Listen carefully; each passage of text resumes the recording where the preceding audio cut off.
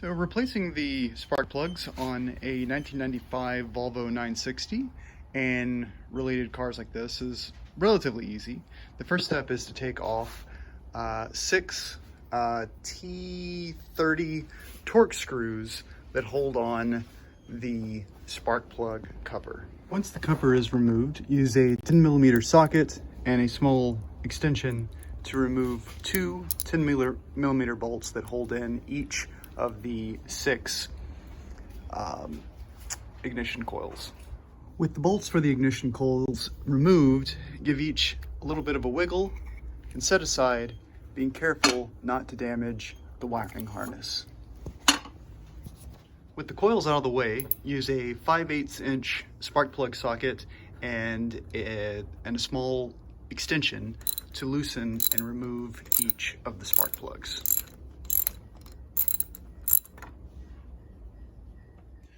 Once you take your spark plugs out, take a quick look at them, or maybe a close look.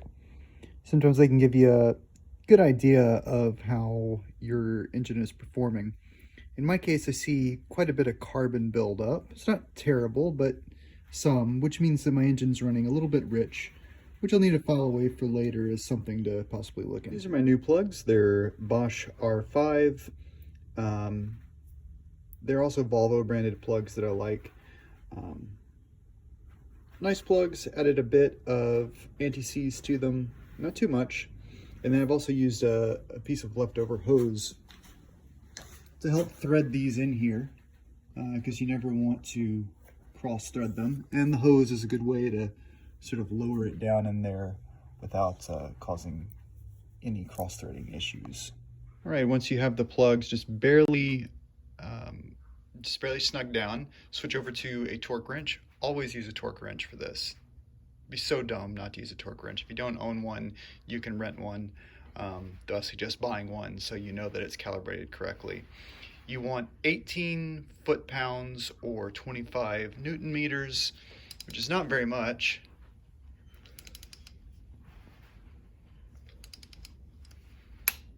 There we go. After your plugs are torqued, you can replace each of your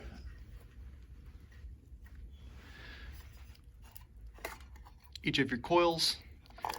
I've used just a small amount of dielectric grease. All right, all of the spark plug boots, or rather coils, are back in. I didn't find a torque spec for these, so I just did a quarter turn past snug. It seems to be about right. Something kind of interesting that I found here is you'll notice that most of these, 5 of them, are Volvo number 9135689 and made in Japan, and they have 2 bolts to hold them in, whereas this one here is Volvo number 1275971, made in Spain, and is only held in by a bolt on one side. There's an area for a bolt to go in here, but there's no flange that it actually holds on to. It's a bit odd, and I wonder why that is. Also in mine, it looks like maybe some of the wiring harness has been replaced, like we've got a splice right here. And you also notice this connector is blue, whereas these are green, or gray rather. Which just means be careful as you're putting these in, because this wire can be pretty brittle. So next step is to put the cover back on, give it a start, and make sure everything is in good working order.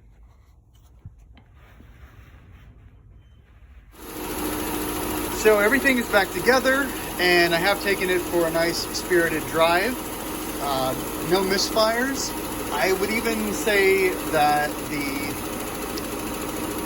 there's a little bit more power before. It's incremental, it's not a lot. I think I have some fuel problems, so I've also hooked up a fuel gauge, and I'm going to do another video on what that looks like.